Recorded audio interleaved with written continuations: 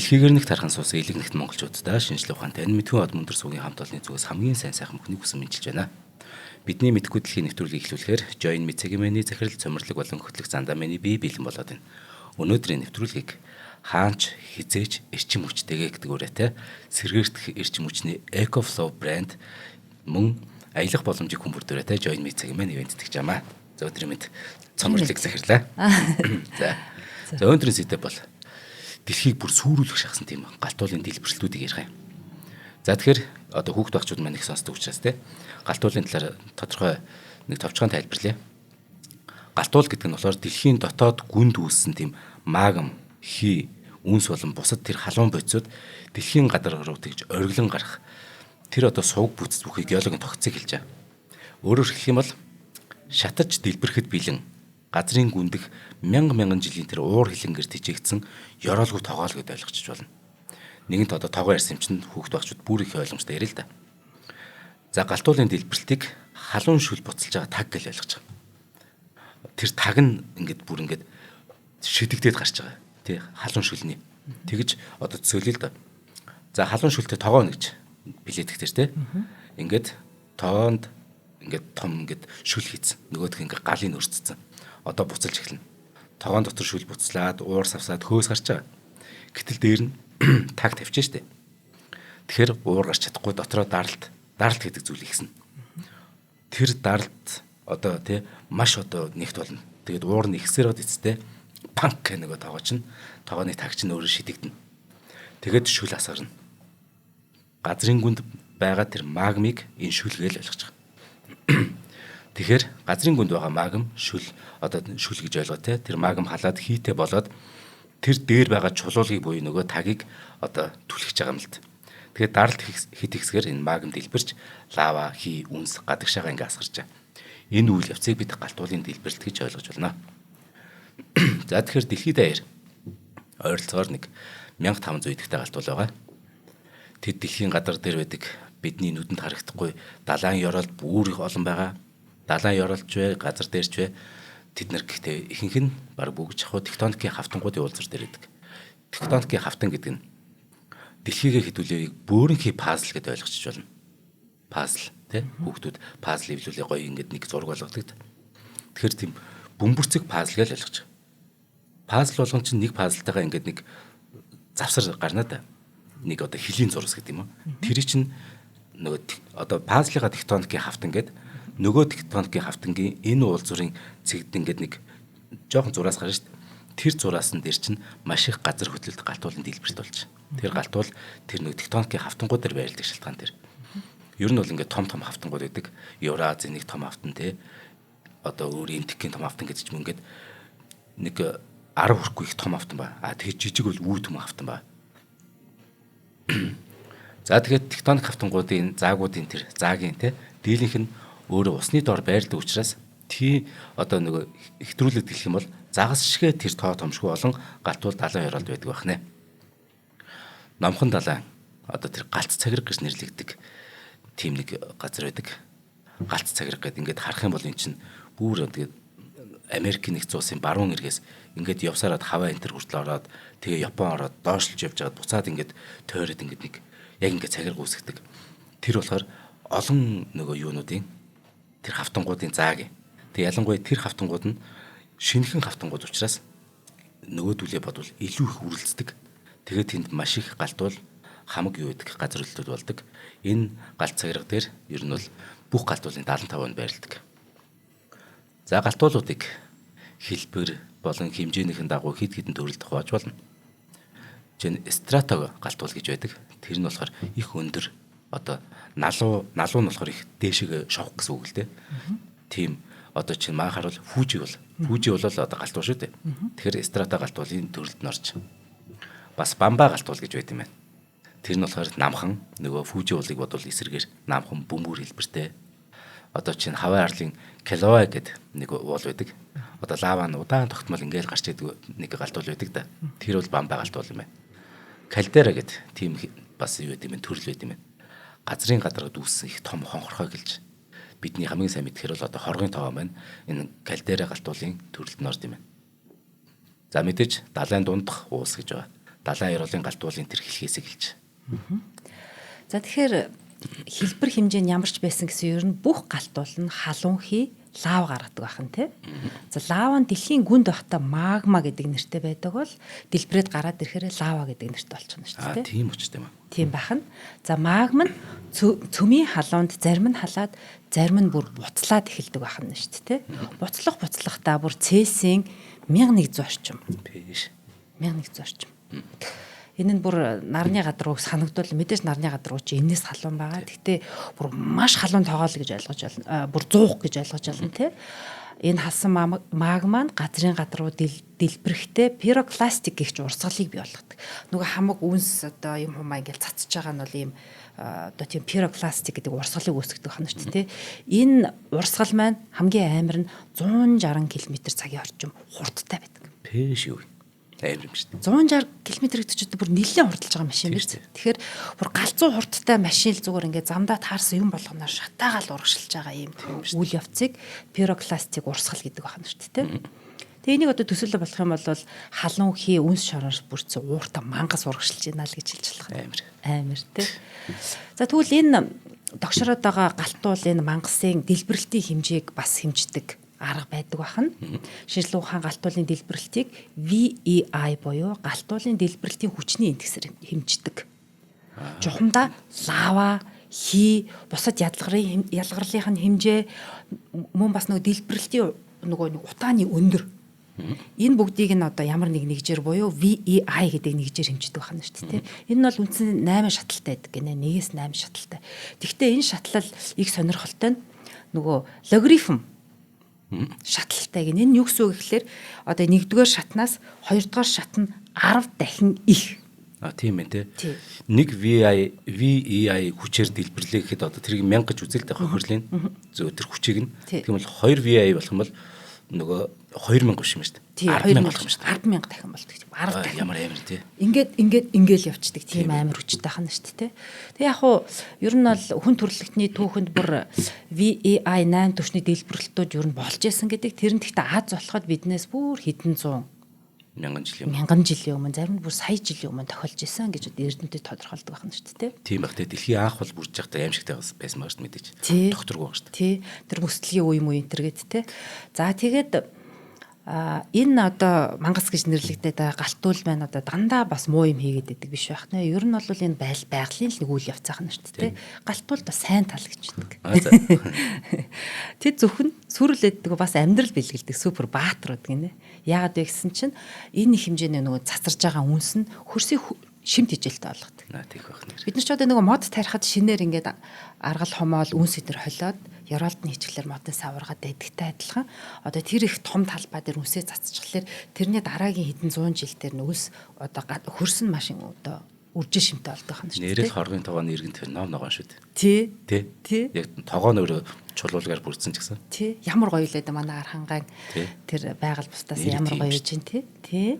За тэгээд тэр одоо хүчтэй хэдэн 100 км үргэлжилсэн байгаа лава нь ингээ хөрөөд зарцаад ирэхин цагт шинэ газар, шинэ уулус, шинэ арлыг бий болгоод байдаг байна шүү дээ. Тэгэхээр ер нь бол галтуул дэлбэрнэ гэдэг нь бол ер нь зарим тохиолдолд дэлхий дээр бүр ингээ шинжлэх буюу апдейт авчиг дарсан юм шиг одоо шинэ амьдралыг бэлгэлж яадаг юм үйл явц байна. За маа нөгөө бөөр бол бондоор ямар том галтуул дэлбэрсэн дэлхий сүрхгүй сдэгнэ. Тийм дэлхий мэн сүрхгүй харин амьдрал сүрх магадaltaй ш. Амьдрал сүрх магадaltaй энэ аимшигтай ш юм. Жишээ нь одоо яг сэтгүүрг ор тий. За би одоо Тоба галтуулын талаар яриа. Одоос 74 мянган жилийн өмнө болсон.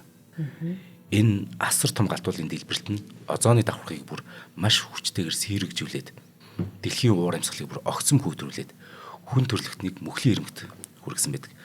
Энэ сүрлээс хүн төрөлхтөн би хэрэг буруу санааг бол мянган хүрхгүй хүн үлдсэн гэдэг баг шүү дэлхий дээр. Өстө чигнэс апдейт хийсэн юм шүү дээ. Амар. Тэр үлдсэн хүмүүсийн удам гэж би нэг газар уншиж байсан. Би гэтээ хэтрүүлж жиж магадгүй. Гэтэл аимшигтай хүн төрөлхтөд яг бүгд сүрхэд төгсөн гэдэг нэг. Тэгэхээр мөслийн үеийн эд дунд бас яг энэ дэлбэрэлт нь геологийн сүүлийн үеийн хамгийн том дэлбэрлэлүүдийн нэг. Хаана гэдэг гэхээр Индонезийн нөгөө Суматра арлаа шүү дээ. Дэлхийн хамгийн том нөгөө 6 дахь арал тийм үү. Энэ дээр чинь нөгөө бөөн галтуул энэ Суматрад байдаг шүү дээ. Ява Суматрад. Тэгэхээр Суматра арлын хойд хэсэгт орших Тоба гэдэг энэ супер галтуул гэж нэрлэдэг энийг. Супер галтуул гэхээр манайхан зүгээр зарим галтуул одоо хоргын тоогоо Фужи уул шиг гэдэг бол супер галтуул бол манай энэ бүр богд уул шиг ч юм уу маш олон уул нэг дэлбэрэхээр нөгөөдүүл ингээд дагуулад дэлбэрчдэг. Тэгээ супер галтуул болчдөг. Нэг угсраатай мин үжиг л ахна шүү дээ. Асар өндөр тийм боломж байдаг. Тэгэхээр энэ Тоба супер галтуул нь одоо 2800 гаруй тийм километр квадрат хэмжээтэй лава үнсийг агаар цацсан гэж километр куб шүү энэ солиорч байна. Энэ чинь шоо хэмжээтэй юм ч тий. Тэгэхээр энэ төсөөлөх аргагүй энэ хитрхийх үнс тоос шороо гэсэн үг. Энэ их хэмжээний тоос үнс нь агаар мандалд тархацмаа. Тэгэд нарны гэрлийг хаагаад дэлхий даяар энэ чинь дэлхийг бүрхэж байгаа байхгүй. Агаар мандалд ингэж тархаад тэгэд дэлхий даяар нар үзээгөө. Энэ чинь баг би бас худлаа санаагүй шүү. Мянган жил нар үзээг гэдэг аимшиг юм болж исэн байхгүй. Энэ нөгөө шорооч нь бууд хүн биш үү? Бүр озоны давхар хүртэл ингээ хөөрцөн тэгээ даажимдаа ингэсээр тийм их хуц ордог хана шүү дээ. Асар үздэг. Тэгээд нөгөө дэлхийн хөлдчихдөг байхгүй юм чинь. Тий. Гэтэ тообан биш байж магадгүй урд өмнө тийм болж исэн гэж дэлхий бүр хөлдөж исэн гэдэг байхгүй. Тэгэхээр галтуулыг өвөл гэж нэрлэгдэх цагуур нэгслэг үүсгэсэн. Саяхан нэг Communications Earth and Environment гэдэг сэтгүүлд хэвлэгдсэн нэгэн шинэ судалгаа байгаа юм л да. Энэ гамшигыг улам даймжруулсан гол хүчин зүйл нь озоны давхаргын сүрэл байж болцшгүй гэнэ. Тэгэхээр энэ нөгөө нарны хортой хит яган туяанаас хамгаалах дэлхийн байгалийн хамгаалтыг судлуулсан гэсэн үг. Тэгэхээр энэ судалгаанд бичснээр бол Тобагийн дэлбэрэлтийг хүн амын огцон бууралтын гол шалтгаан гэж үздэг ч гэсэн. Тухайн үеийн тэр нөгөө хүйтэн температур тэр нөгөө одоо чигшлийн өөрчлөлт бас гарна шүү дээ. Энэ хүн төрөлхтөнд бүр маш хөнөөлтөй нөлөө үзүүлсэн гэдгийг юм шиг байгаа юм л да. Гэхдээ яг ингээд нөгөө эн чинь хит балар эрт болсон зүйл болохоор яг ингээд баталгаа нэгсээ олдохгүй зүгээр таамаг гэх юм. Харин энэ шин судалгаан дээр болохоор халуун орны бүсэд амьтдын хувьслын гол хүчин зүйл нь газрын гадрагдах тэр хит ягаан туяа болохыг харуулж байна гэж юу байсан ба. Тэгэхээр эндээс яг тэ ер нь амьтад бас хүн өөрөө ч гэсэн хувьсан өөрчлөгдсөн баг магадaltaй. Илүү амьд үлдэх чадвартай болсон ч биш магадгүй. Нэг талаар тий. Тэгэхээр Тобагийн галтуулын үнсэнд диоксид хүрийг хэмжээгээр авлагдсан байдаг. Энэ агаар мандлын дээд давхаргад нөгөө нарны хит ягаан фотонуудыг барьж озоныг шинээр үүсгэх байгалийн механизмыг саатуулсан. За НАСА-гийн Goddard-ын сансрын судалгааны төвийн боловсруулсан уур амьсгалын симуляц ашиглаад Сауди Арабын хааны Абдуллагын тэм шинжилгээ ухаан технологиг сурвалж гэж байд юм байна л да. Тэнд Шахин 2 гэдэг нэртэй суперкомпьютер ашиглаад эрдэмтэд Тобагийн супер галтуулын дэлбэрэлтийг ингээд энэ симуляцаар хийсэн ба. Энэ амар суперкомпьютер дээр. Тэгээд үр дагаврын тооцоолсон ба. Энэ дүнд нь энэ дэлбэртээр ялгарсан хүхрийн давхар эсэл нь дэлхийн озоны давхарыг нийт дүнгээр 50%-аар бууруулахад хангалттай хэмжээтэй байсан тогтогдсон. Тэгэхээр чинь аимшигт юм болсон гэсэн үг. Тухайн үед хүн төрөлхтөнд төвлөрч байсан Африкийн халуун бүс нутагт амьдарч байсан хүмүүс нарны хит ягаан туяанд баг хамгаалтгүйгээр өртсөн. Ингээд энэ хүн төрөлхтний 90% устгасан шалтгаан болсон юм шиг байна. Харин нөгөө сэтгүүлд дурдсанаар болохоор үр дүн цөмийн дайны үр дагавартай зөөрлөм. Цөмийн дэлбэрэлт юм шүү. Цөмийн дайн. Ус өөдөөс яасан шүү дээ. Тэр шиг юм болсон гэж. Хит ягааны туяаны тэр нөлөөгөөр урмал болон гол мөрний ургамлын гарц мэдээж огцон буурсан ба. Хамгаалтгүйгээр ингээд зүгээр гэрээс агуугаас тэр гэр байхгүй шүү дээ. Модноос ч юм уу нэг агуугаас гарна шүү дээ. Ердөө 15 минутын дотор нүд сохорно. Арьс нь түлэгдэнэ гэж байна шүү дээ. Тийм аимшигт. Цаашлаад яг тухайн үед бүр арьсны хор давдар ДНХ-ийн тэр гэмтэл нь хүн амын тэр тоо үлэмж хэмжээгээр буурах шалтгаан болсон байж болох юм гээд. Миний таамагт аимшигт авах тэгэхээр. Тийм байна. Энэ хитгэн амьд үлдсэн те хүмүүсийн удам шүү дээ бид нар. Тийм байна. Амар гооц. Төсөөлөд оцсон бол тэр ингээд өөрийнхөө зам жимээр явж байсан эволюцийг бүр ингээд бүр учрыг алдуулаад бүр өөр замаар явахд хүргэсэн ба шүү дээ тий. За дараагийн галтуул бол Тамборо гэдэг галтуул ахын мөн л Индонезийн Сумбава арлын хойд иргэн дагуу оршдог идэвхтэй галтуул гинэ. Одоо ч дэлбэрэхэд бэлэн. Харин тий. 1815 оны 4-р сард тус уул аимшигтай дэлбэрээд хүн төрөлхтний түүхэн тэмдэглэсэн хамгийн хүчтэй галтуулын дэлбэрэлтийг үүсгэж байсан гинэ. Өнөөдөр Тамборо уулын өндөр 2851 м боловч 1815 оны сүүрлийн улмаас оргилынхон дийлэн хэсгийг алдсан гэсэн үг. Пэш тэгэрч 2851 гэдэг чинь юм штэ. Бараг манай одоо энэ цэцэг хүн чинь 2001 зүйл байгаа штэ. Тэгэхээр чи энэ дээрс ахаад 700 м нэмнэ. Гэтэл эн чинь Өмнө бүр өндөр байсан тал нь байхгүй болчиход байгаа шүү дээ. Тий. Төсөөлөл хэлэх юм бол одоо нэг хоргийн тогоо шиг ийм болцсон байсан байна шүү дээ, тий. Хуучин бол ийм том байж хат нь одоо энэ дэлбэрэлтээр бол их хэсгээ алдсан гэж. Тэгэхээр манай хүүтний өргөл дэлбэрээд дээд хэсэг нь байхгүй болцсон гэсэн үг. Тэгтээ идэвхтэй байгаа тий. За тэгээд энэхүү галтуул нь өнөө хүртэл идэвхтэй хэвээр байгаа бөгөөд 1880 1967 онд жижиг хэмжээний дэлбэрэлтүүд харин 2011 12 13 онуудад уг уулын орчим газар хөдлөлтийн идэвхжил нэмэгдэх үзэгдлүүд ажиглагдсан гинэ. Амар. За түүхэн гамшигт дэлбэрэлт 1815 оны 4-р сарын 5-ны өдөр баг зэрэг чичиргээ мэдрэгдэж агаарт халуун өнс нурам цацагдж байгаад 4 сарын 10-ны орой хүчтэй дэлбэрэлт уулыг зад авсан юм а гэж. 210 жил юм. Тий. Энэ дэлбэрэлт агаарт дэгдсэн халуун үнс нурам цунамиг уулмаас мэдээж энэ ч одоо бүр амар юм болж шүү дээ. Энэ чинь нөгөө далайтай орон тэнгүүт одоо газар бүхэлдэл ингээд одоо жижигхэн нэртэй тэнгүүт ус нь ингээд цунами болоод ингээд босоод ирэх нь шүү дээ. Яг энэ нөгөө энэ нэрийг хайгаад үзэх юм бол YouTube-аас их амар амжигтай гэд төсөөл болохоор гой нөгөө контентууд их гарч ирнэ. За хамгийн багадаа энэ одоо гамшиг үеэр 10,000 хүн амнасаа алдаад 35,000 хүн орон гэргүй болж бүрэн сүйтсэн. За дэлбэрэлтийн өмнө Томбороо уулын ойролцоогоор 4,300 м байсан болов гэж одоо таамаглаж байгаа. Нөгөө алдагдсан гэдэг байгаа оройн тий. За олон судлаачид Томборогийн дэлбэрэлтийн хүн төрөлхтний түүхэнд хамгийн том хамгийн хохирол дагуулсан уулын одоо галтуулын дэлбэрэлт хэмээн үздэг. За дэлбэрэлтийн үеэр 150 шоо километр үнс буюу уушгин чулуу гих төрөл бүрийн чулуулаг ариусал агаар мандалд хаягдсан буюу одоо цацагдсан байх нь шүү дээ. Үүн дотор 60 мегатон хүхрийн нэгдлүүд байсан гэж байна. Эдгээр бодсон агаар мандлын хийтэй уралд орж нарны гэрэл дэлхийн гадаргад хүрэхэд саад болсон гэсэн. Ерөөсөө манай нарны гэрлийг блоклцсон. Тийм ээ тий. Асар их үнс шороо ариусал юу гэдгийг тэр нэг уушгин чулуу эднэр ингээд агаарт хөөрцөн. За тэгээ агааргүй дэлхий яах вэ гэдг нь ойлгомжтой тий. Улмаар дэлхийн дундаж температур бүхэл бүтэн дэлхий бүхэлдээ хавс Индонезийн аралтын хавьд болж байгаа одоо тэр одоо дэлбэрэлт дэлхийн агарын хэмээ 3 хэмээр бууруулчихсан юм шиг тий. За тэгээ дэлбэрэлтийн шууд үр дагавар Сумбава болон ойролцоо харлуудад бүр хамгийн ноцтой туссан мэдээж гэрэл бүү наргүй болцсон урууц гарахгүй урууц муутсан хөрс бохирцсон хөрс бүхэлдээ үнсээр янз бүрийн уушгин чулуу одоо юу гэдэг хөхрийн янз бүрийн нэгдлүүдээр ингээд бүрхэгдчихэх нь шүү дээ. Тэгэхээр нөгөө хөрс бохирдоод өвчин өлсгөлөнд ойролцоогоор одоо шууд нөгөө дэлбэрэлт нь өртөж өхөөгүй авчиг дараагийн үр дагавраас болоод 80,000 нас орсон гэдэг юм тооцоо байт юм байна. За 1816 онд дэлбэрэлтээс бүр аслагдсан бүс нутгууд хүртэл хүн дээр зохигдсон. Тухайлбал баруун Европ. Нэг ч одоо бөмбөрцөг яг нөгөө талд байгаа шүү дээ тий. Яг нөгөө талд нь байгаа баруун Европ, Хойд Америкийн зүүн эрэгт бүр 6-аас 8 дугаар сард хүртэл цас орж цочир хүүтэрч мэдэгдэжсэн гэж. Үүний улмаас эдгээр бүс нутагт ургад сүдээд хүнсний хомог нөгөө нэг хомсдол үүрлэж үр тарианы үн 10 дахин үнд орсон гэж. Дэлхийд даяар хүн амын шилжит хөдөлгөөн ихсхийн зэрэгцээ элдвэрт халдварт өвчин бол нэлээд одоо дэгдэж одоо энэ зуныг түүхэндээ бол 100 жил гэж нэрлэгдсэн. Тийм 100 болоог үжилэгдэх тийм 100 жил. Тэгээд тухайлх юм бол 1918 онд 17 онд энэтхэгт бүр гидсний одоо бидний нэрлэдэг нэг холиор гэдэг өвчин. Гидсний хижгийн цаар тахал дэгдсэн гэж байгаа байхгүй. Тэгээд Европт 1816-аас 18 онд цочир хүүтнээс үүдэлтэй уушигны хатгалгаа сүрье суулгал томхоо өвчин дэлгэрсэн гэдэг.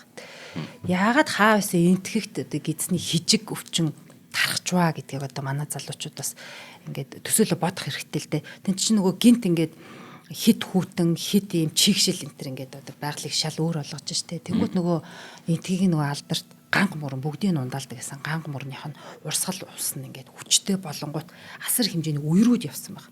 Үер гэдэг чинь ойлгомжтой шүү дээ. Тэр бохирдлыг тэр чигт нь хог навштай хамчиж чинь гэсэн үг. Тийм ээ. Тэгээд бас нэг ургацсан байхгүй. Ургацсан байхгүй болоод хүнсний хомсдол үүсэнгүүт хүмүүсийн дархлаа муу гэдэг. Дархлаа муутай ээж жахт нь үер ингээд хамаг баас шээсээ нутгаад ингээд бор ингээл ус ингээд яваад иртээ. Гих мэтчил ерөөсө дэлхийд даяараа энэ галтуулын одоо дэлбэрэлтийн нөлөөг ямар нэг хэмжээгээр мэдэрч ирсэн баг нэ. Тийм ээ тий. За цомборлог захирлаас нэг юм асууя. За та бол ингээд юу яаж байгаа штэ. Маш олон аялал хийжсэн тийм үү? Гадаа дотоод тийм бүр одоо хэдэн 100 мянга гэж ирэх юм уу? Хэрвээ аялал болгон чи эрчим хүч асуудалгүй л яах вэ? Одоо тэр чинь одоо хамгийн чухал одоо үзүүлэлт шүү дээ. За одоо сүүлийн үед судалгаагаар аялал жуулчлалын дэлхий дээр аялал жуулчлалын байгууллагууд ялангуяа байршуулах хэрэгсэл буюу одоо энэ майхан савч бай, зочид бодол жуулчны баазуудын одоо жуулчдын сонгодог гол шалтгаан юу гэж? Wi-Fi. Тий. Хүн ерөөсөө сүлжээтэй байх хүсэж байна. Сүлжээтэй байх. Тэгэхээр ч одоо бид нэр ингээл аялалд явж байтал утас маань нэг удахгүй өсрөл нэг хоногийн дараа байхгүй болно шүү дээ. Тэгэхээр жуулчид ерөөсөө хамгийн түрүүнд биднээс асуудаг, бид нар бүр хамгийн түрүүнд зохицуулж өгөх шаардлагатай болдог юм бол хаач утсан утсын зургийн аппараттай амьд байх хэрэгтэй. Тий. Хүн ер нь аялж байхад өөрөө гоё мэдээж сэтгэл дотроо кайфрахаас гадна гайхуулах хэрэгцээ гэж байна. Яг үндэ тий. Би ийм гоё газар үзэж байгаа тэнцэнэ шууд лайв хийх ч юм уу гой зураг аваад газ хитэн лайк авах ч юм уу тий. Одоо нэгэн цахим ертөнцид амьдарч байгаа юм чинь. Тий. За тэгэхээр эрчим хүч бол хамгийн чухал. Хамгийн чухал. Тэгэхээр маань нэвтрүүлгийг яг ийм гоё компани бэлтгэж байгаа. Хаанч хизээч эрчим хүчтэй гэдэг үрээ тий. Сэргээгдэх эрчим хүчний EcoFlow брэнд гэдэг байт юм байна. За тэгэхээр яг Монголд халбын ёсны эн чинь том компани шүү дээ. Энэ том брэнд. Монголд халбын ёсны дистрибьютор нь болохоор Avandra гэдэг компани. За тэгэхээр 2017 онд байгуулагдсан энэ EcoFlow нь зөөврийн эрчим хүчний шийдлэр одоо тэргүүлэгч технологи компани бас ийм богино хугацаанд DJ инженерүүдээс бүрдсэн багийн тэр санаачлагаар үүсгэн байгуулагдсан байна л да энэ компани. Тэгэхээр батарейн технологи сэргээрт эрчим хүчний хадгалтын салбарт яг шинжилгээ хийх зорилттой байгуулагдаад одоо яг үр дүнг өгч. За тэгэхээр EcoFlow нь болохоор цэвэр сэргээгдэх зөөврийн эрчим хүчийг хүн бүрт хүртээмжтэй болгох зорилго агуулсан. Тэгээд цаг үргэлж хаанч цахилгаан эрчим хүчийг авах боломжтой байх нь одоо энэ компани эрхэм зорилго байхгүй юу. Тэгэхээр энэ бол аялж байгаа хүмүүст одоо өрн дулаан болж яаж яахад бүгд л ингэ сэтгэл гэгэлзээд эхэлж штэ. Дулаан болохоор нэг гадаач юмар юм шиг хөтөвч юмар юм шиг тэнгууд нэг тогны асуудал гэдэг чинь тий. Тэгэхээр ингэ шийдэгчүүл хичнээн амар. Хичнээн амар. Тий. Нэг тог байна гэдэг чинь өөрөө юмыг бас хөрг нөө хүүтэн чигээр нь байлгаж болно гэсэн үг шүү дээ. Бас дахиад энэ чинь тий. Тэгэхгүй бол махны асуудал яадаг лээ тий. Махны асуудал байна. Дээр нэмээд аял гэдэг чинь өөрөө бас харьцангуй нэг тансаг хэрэглээний бүтээгдэхүүн. Ер нь бол боломжийн бас бизнес эрхэлж байгаа хүмүүс ер нь аял худалдаж авах хандлагатай байдаг шүү дээ. Тэд нар чинь нөгөө оффистойгоо загтал харилцаанд дандаа тасалдахгүй байх бүр хамгийн нэгдүгээр асуудал гэдэг байна. Тэгэхээр энэ EcoFlow гэдэг энэ бүтээгдэхүүнтэй байхад тэгэхээр одоо аялал, амралт, загслал гэдэг хаанч үсэг гэртээ байгаа мэдрэмж төрүүлнэ. Энд чинь нарны эрчим хүчээр цэнэглэгч цахилгаан нөөцлөөрэй. За тэгэхээр шууд худалдаа авалт хийх газрууд нь болохоор та бүхэн онлайнаар ороод сонирхож болно. Hobby Zone CGM гэдээ ороод эсвэл Shopee CGM-ээр ороод та бүхэнтэй одоо яг энэ EcoFlow гэдэг брендийг одоо хайгаад үзээрэй. Тийм бол тэнцэнс шууд ингээд худалдаад авчвал онлайнаар бас гэрээд борлуулж гэж байгаа. Hobby Zone Mongolia гэдэг утас нь 9099 9055 гэдэг та бүх утастаа дасуурай. Мөн PC Mall-д байгаа, MMS электрикт байгаа. За бас нэг мэдээд дуулахад 4 сарын 25-нд их гоё том юм нээлттэй их гэдэг байгаа шүү дээ. Энэ чинь Little Venice гэдэг ийм дэлгүүр одоо юунд Мишель Экспод. Оо тийм үү ямар гоё тий. Тэгэхээр M1 барилгын B1 давхарт нь Little Venice гэдэг ихтгүүр ингээд нэгтгэх. Тэнд Hobby Zone гэдэг дэлгүүр байгаа. Hobby мөн энэ Сурууга центр гэдэг байгаа. Тэрний нэг давхарт нь 5 сард энэ Avandra дэлгүүр бас нэгтгэх. За тэгэхээр Facebook дээр та бүхэн Avandra гэд англиар бичээд тэгээ латинаар бичээрэй. Avandra гэд. Тэгэхээр их гоё бүтээгдэхүүнд нь гарч ирнэ. Instagram дээр болохоор Avandra доогуур зураг LLC гэхээр гараад ирэх. Утас нь 96 96 3355 96 96 3355. За ингээд аяллаа те их гоё ингээд юутай болох. Эрчим хүчтэй аяллах. Манай аялжуулах бол шуурнөө ш. Тий. За аимшигтай галт бол Индонез хэдүүлээ явахгүй нэ. Одоо би нөгөө Krakatau гэдэг галт уулын талаар ярив. Krakatauч гэдэг Krakatauч гэдэг аль нь ч зөв. 1883 оны 8 дугаар сарын 26-нд энэ Индонезд хүн төрөлхтний түүхэнд бүртгэгдсэн хамгийн хүчтэй галт уулын дэлбэртүүдийн нэг нь бас болсон. Мөн л Индонезтэй. Krakatau хэмээх тэр газар бүр тэр арал ер нь бүхэлдээ ингэ дэлбэрсэн гэсэн үг. Үүссэн тесрэлтийнх нь хүч нь 60 км-ийн зайд байсан ус онгоцон дээр далайштын чихний хингэргийг цоосон гэж байна шүү дээ. Тэгэхээр одоо тэнд тэрэлжид нэг юу болох нь шүү дээ. Нэг галтуул дэлбэрэхэд хоёулын цуужаад хоёулын чихний хингэрэг цоорно гэсэн үг. Аимшигтэй. Бүр үлэмж хэмжээний тесрэлт. Тэгэхээр энэ чинь ийм хүчтэй дуу аим чинь цаашаа ахад явж хоёулын чихний хингэрийг цоолцсон. Гэтэ цаашаа ингэж яваад байна. Тэгэхэд 5,000 км-ийн алсад сонсогдсон гэж. Эндээс за хингэргийн цоолдгоо мэхэд ядар сонсогдох нь тэгэхээр бол одоо Москвад нэг галтуул дэлбэрэхэд Улаанбаатар сонсогдно гэсэн үг. Түм гэлээ тий. Амар. Ийм хүчтэй. Тэгэд дэлхийг тойроод 4 удаа цорьцож. Йоо, юу гэсэн үг юм бэ наач. Тэр цорьц. Тий. Аимшигтэй. Энэ цохилтын долгио нь 4 удаа цорьцсан цохилтын долгио нь дэлхийн цаг уурын станцуудын барометруудыг галзууртал хөтлөсөн гэсэн үг. Тэсрэлтийн дунд тэгэхээр шинэ Гвинэ, Австрали, Индикирг, Африкийн зүүн дэрэг, Родригес арал гээд 4800 км асаж бүгдэнд нь ер нь ингээл сонсогдсон. Савлсан шүү дээ. Зарим газар энэ бүр их бууны галлах чимээ шиг мэдрэгдэж дэлхийн нийт гадаргуугийн 13.1-нд мэдрэгдсэн гэж байна шүү дээ. Харин дэлбэрэлтийн төвд ойр байсан хүмүүс тэсрэлтийн чимээ хэрхэн сонсогдсон бол гэдэг нь маш аимшигтай. Ямар тааш түүний хор хөршлийг өөрийн биеэр амсан Английн Norham Castle гэдэг ус онгоц 64 км-ийн зайд явж байх үед дэлбэрт болоод тэгэд Ахмад тэмдэглэлдээ бичсэн байдаг. Тэсрэлтийн дуу бүр хит аимшигтай чанга байснаас манай багийнхны тал нь нөгөө сонсголоо алдсан гэж. Миний сүүлчийн бодол тухайд хайртай эхнэрийн миний л тухай байсан.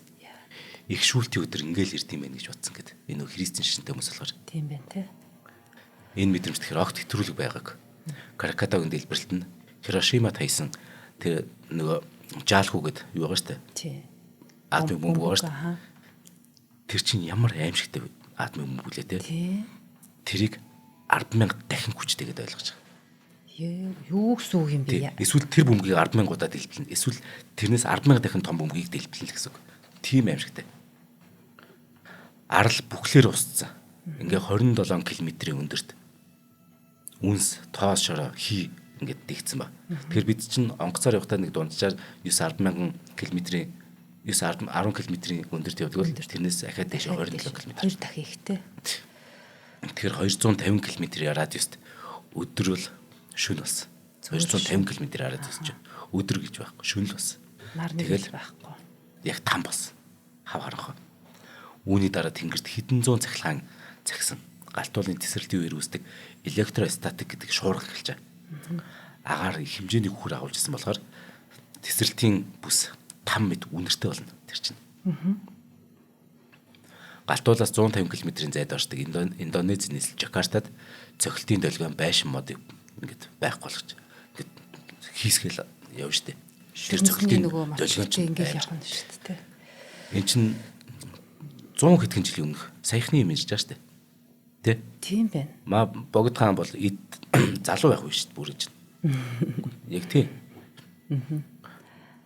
Дараа нь 30 м өндөрт цунами үүссэн. Тэгэд ер нь 5-6 м өндөртэй цунами эрг хавийн орчмын хүн амыг сүрүүлдэг. 30 м гэдэг чинь аим шиг.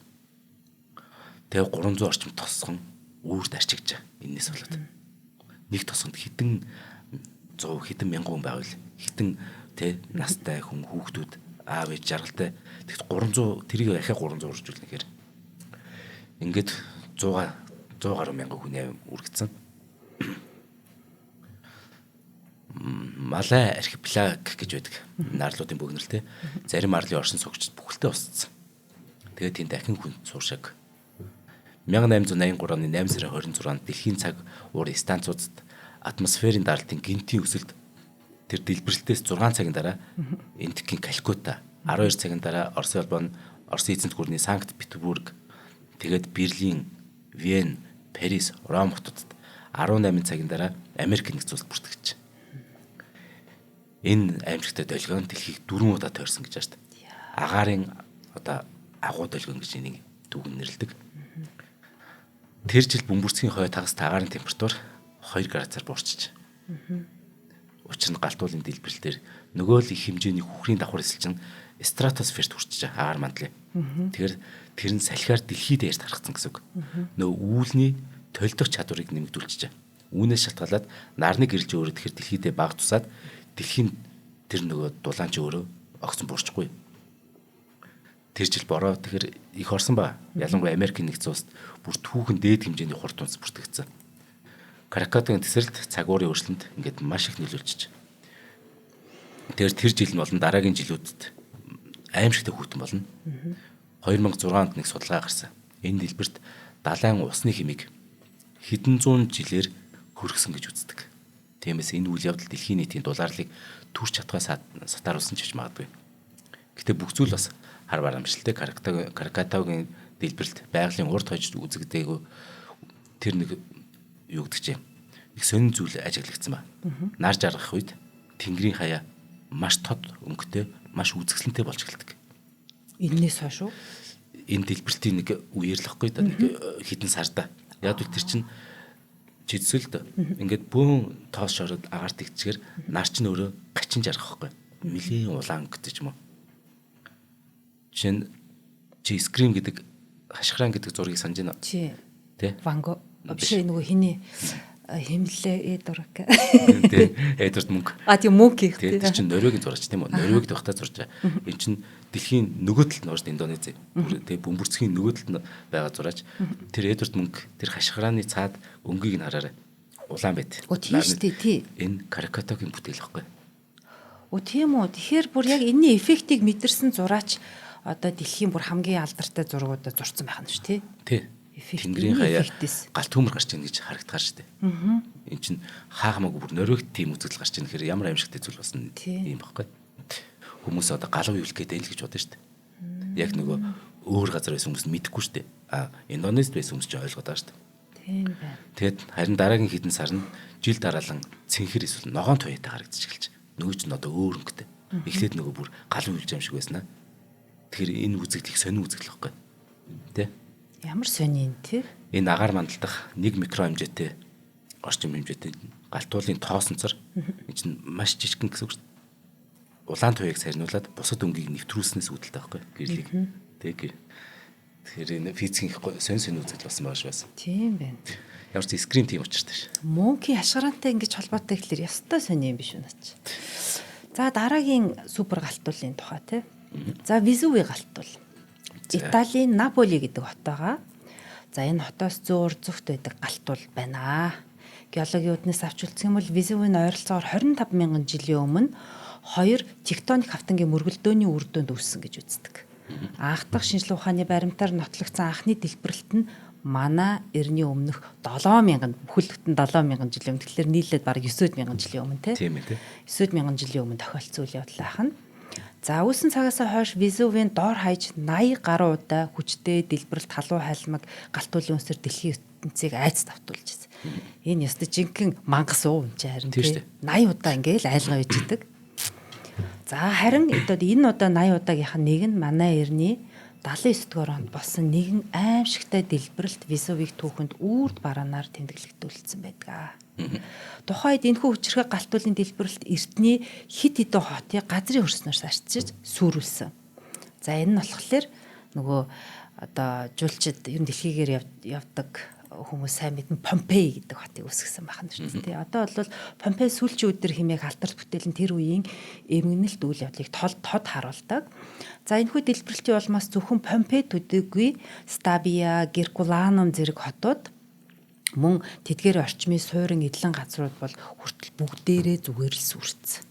За газрын хөрснөөс арчигдсан биш газрын хөрсөн доор орсон.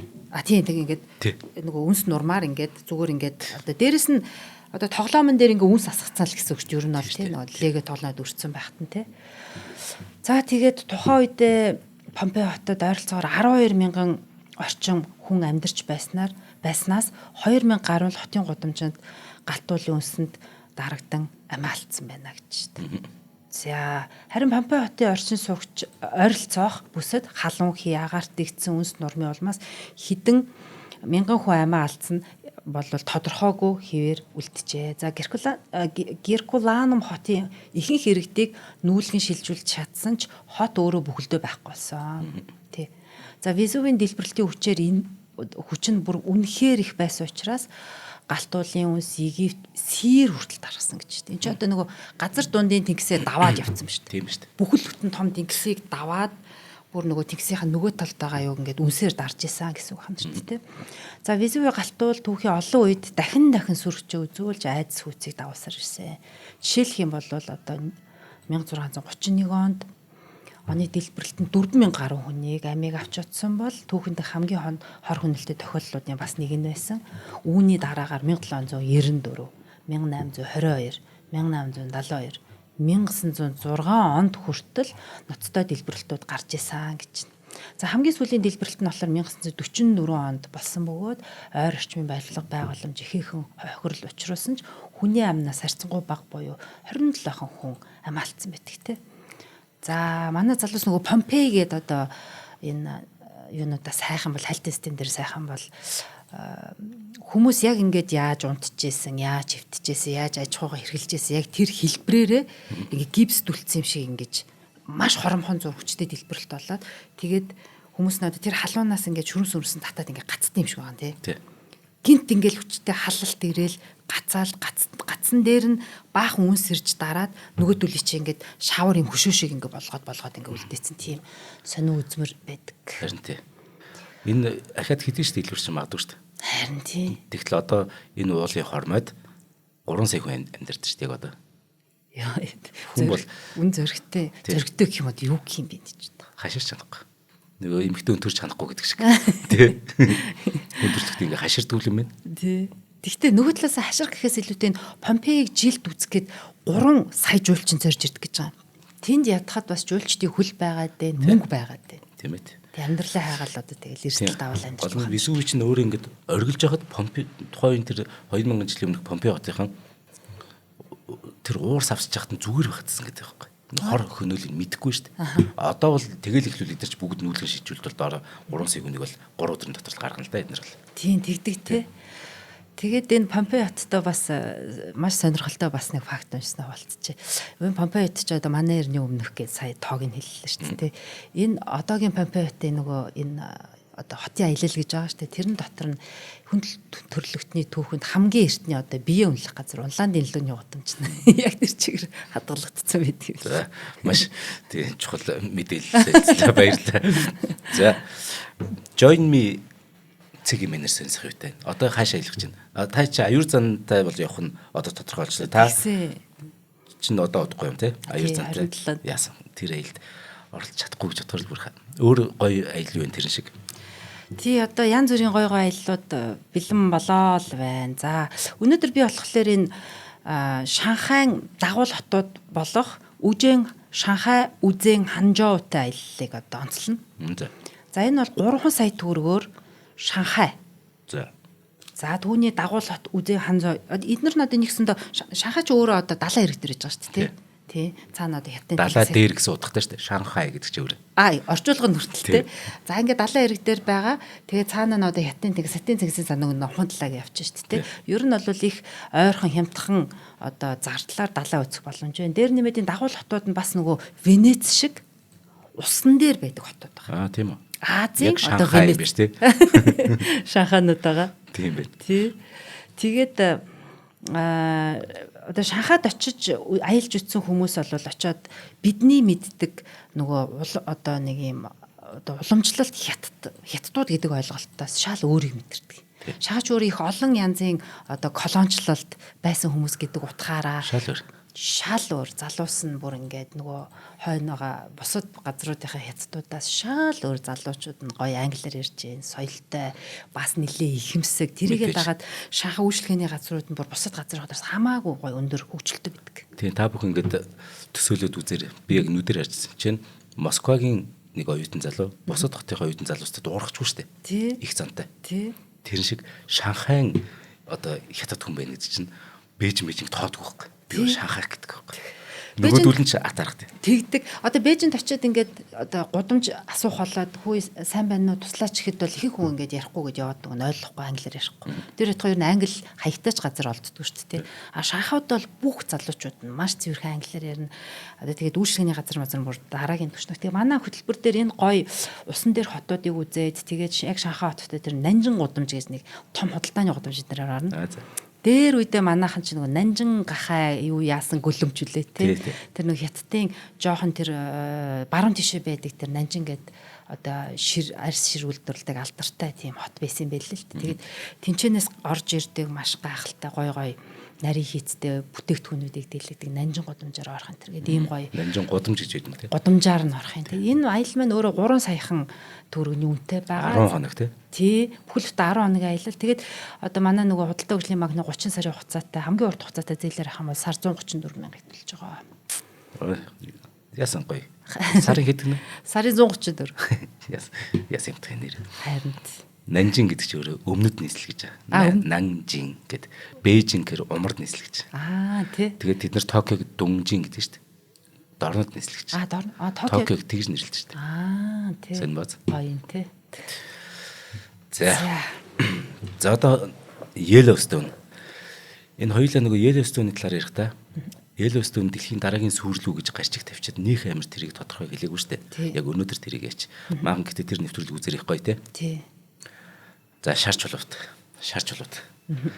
Хойд Америк алдарт энэ Yellowstone үндэсний цэцэрлэг хүрээлэнгийн нэрийг мэдээж маш олон сонссон ба.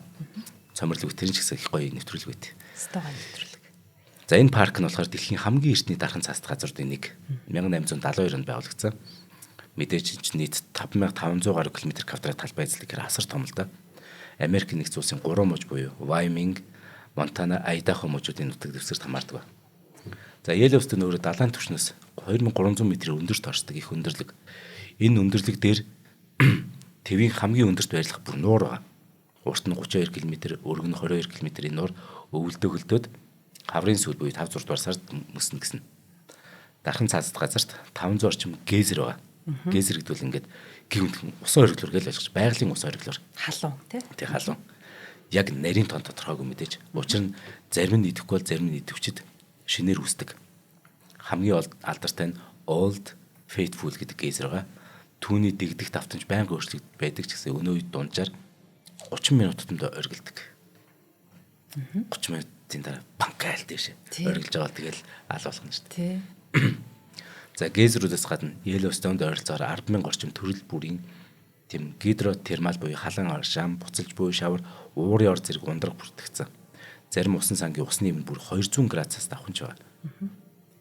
Тэгэхээр бүр ус гэж нэрлэх цаашаа одоо юу үнэрхтэй тэр чинь уур, шаврын холимог болж хуурсан баа штэ. Тийм байна. Ийм халуун аюултай бүсүүдэд очихыг мэдээж хатуу хориглоно. Тусгай хамаалагчсан тавцангуудыг байрлуулад аялагчдыг аюулгүй байдлыг зүгээр хангажаад зүгээр холоос харуулдаг. Яагаад ингэж ярьд нэхэр ийм эн чин доор нь маш аимшигтэй зүйл байгуулахаар ийм гоё юмнууд байгаа байхгүй. Тий. Энийг л та бүхэн сайн ойлгоор. Энэ нэг л өдөр тесрэхэд эн чин ямар том уул.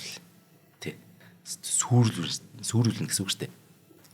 Тэгэхээр энэ цэцэрлэг хүрээлэнгийн нутаг дэвсгэрт тусгайлан заасан тэмжин байгаа. Энэ тусгайлан заасан замаас гадна аимшиггүй зөрөгтэй аялагчд зориулсан зэрлэг замууд төршлөө. Гэхдээ байгалийн зэрлэг тогтц бүхэн энэ газарт махчин амьтад амьдардаг гэдгийг бас санах хэрэгтэй. Энд бараг 70 орчим зүйлийн хөхтэй амьтад байна. 70 орчим зүйл гэдэг бол маш их шүү. Тэгэхээр хэрэг та явах юм бол буг, харна, бison, хар бавга, чон, пума, цөөвөрчм зэрэг маш олон амьтдыг харна. Ховорцын амьтдын тоонд бүр Канадын шилүүс хүртэл байгаа.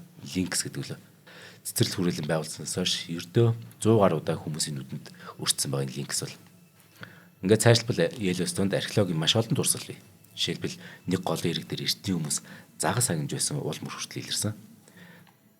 Гоё яваад нэр нэгдээ индианчууд гэж бид нэрлэдэг уугуул Америкчууд тэнд загас агнжсэн ба.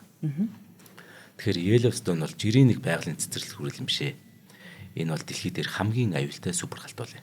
Зүгээр галтуул биш, супер галтуул.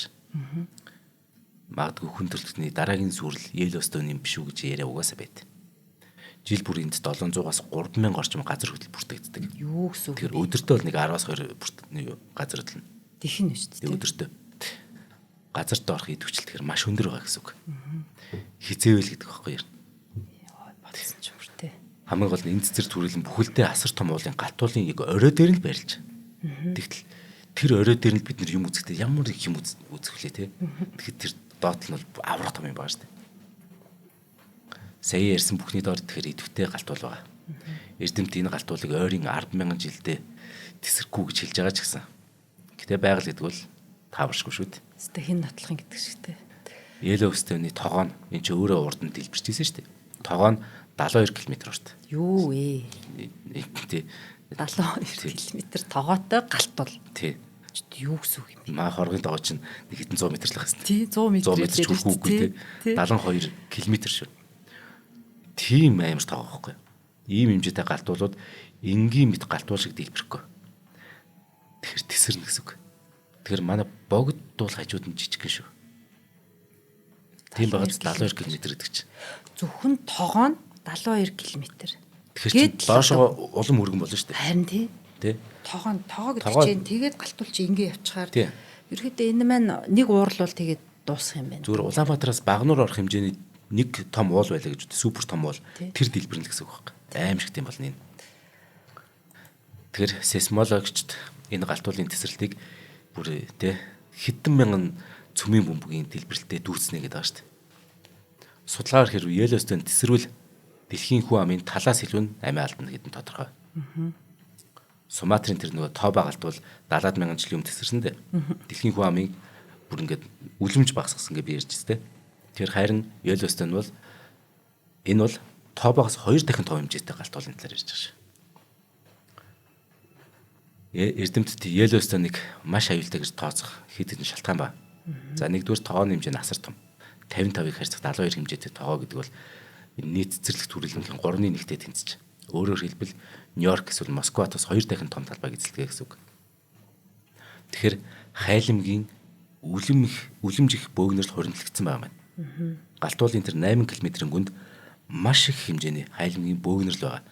Тэнд 800 градус Цельсийн өндөр хэмийг тэнд зааж байгаа маань. Бурхан минь гэж. Гамшиг дүүр дагуулах маш аюултай үзэгдэл болно. Хэрв галтуул тесрэх юм бол ойролцоогоор 1000 км3 магма агаар цэцэгдэж энэ Америк твийн дийлэнх хэсгийг 30 см зузаан үнсээр бүрхэнэ. 30 см. Ингээд шилбээр татах үнс нь Америк төв тэр чигээр тийм болно гэж. Тийм биш тест шилбээр биш тэ. Тэр үүний улмаас хэдэн 100 хэдэн сая хүн амиа алдана. Нарны гэрэл магадгүй хэдэн жил, магадгүй хэдэн 10 жил нарны гэрлийг хаагаад дундаж температур 20 хэмээр буурах магадлал. Юу вэ? Дахиад нөсөлгүй. 2-3 хэмээр биш шүү. 20 хэмээр. Энэний үр дүнд хэдэн тэрбум хүн амиа алдана. Хэдэн тэрбум амьтад амиа алдана. Тийм байна. За азаар амьд үлдсэн хэдэн хоолгүй, хүнсгүй, наргүй тэгээд ер нь бол өсөглөн нэрэгдэнэ. Тэгээд хизээ өгөх хүлээг л байж гэнэ л гэсэн үг тийм тий. Хэдийгээр одоогор нөгөө галтуул яг дахин тесэрнэ гэдэг нь онлын төвшөнд яригдж байгаа ч гэсэн судлаачдын үзэж байгаагаар энэ галтуул сэрчгсэн байж магадгүй гэж үзээд байгаа сүүлийн үед. Амар газ. Яг л ийм дохионууд илэрээд чи өдөрт 10-20 удаа жижиг хилээд чинь тоглоом биш байхгүй. Тавтамж нь хойртод байгаа юм байна л та яа наачд. Амар тий. Тий. За ингээд өнөөдрийн сэдв дэлхийг сүрүүлэх шахсан галтуулууд байгаа. Тэгээд сүрүүлж магадгүй галтуулаар төгсөглөө тий. За ингээд дэлхий дээр тархан суусан илгэнэгт монголчуудаа шинжлэх ухаан танин мэдхүн од мөндөр суугийн хамт олон та бүхэнд бидний мэдгүй дэлхийг хүргэлээ студид Join Me цэгийн сайтын захирал цомирлог болон хөтлөх зандаа миний бий байлаа. Өнөөдрийн нэвтрүүлгийг хаанч хизээж эрчим хүчтэйгээ ураатай сэргээрт эрчим хүчний EcoFlow брэнд ивент тэтгэлээ мөн аялах боломжийг хүмүүр дөрөтэй Join Me цэгийн бас ивент тэтгэлээ баярлалаа цомоо. Баярлалаа. Нэвтрүүлгийг хүлээн авсан Нарны аймгийн монголчуудаа баярлалаа. Од мөндөр суваг энэ мэтлэн танин мэдхүн 1000 хөтөлбөрийг 2025 оны 7 сарын 1 хүртэл та бүхэнд хүргэх юм. Их хэлээрээ шинжлэх ухаан танин мэдхүг түгээхийн үйлсэд та нэгтгэх хүсвэл бидэнд танд өгөх боломжтой. Нэг нэвтрүүлгийг 100 төгрөгөөр буюу 1000 нэвтрүүлгийг 100,000 төгрөгөөр үнэлээд та биднийг дэмжээрэй. Жилдээ ганцхан удаа 100,000 төгрөгөөр дэмжснээр шинжлэх ухаан танин мэдхүг түгээх энэ үйл хэрэг таны оролцоотойгоор амжилттай өргөжлөх юм а. Зандан хүү миний нэр дээрх голомт банкны данс байгаа. 30 15 15 1942 30 15 15 1942 Та 100,000 төгрөгөөр шилжүүлэхдээ гүйлгээний утга дээр нь өөрийн нэр болон утасны дугаараа заавал бичээрэй. 100,000 төгрөг хандвалснаар од мөндөр сувгийн алтан гишүүн болох юм. Шинжлэх ухаан танин мэдхүй Монголд ялах болтугай.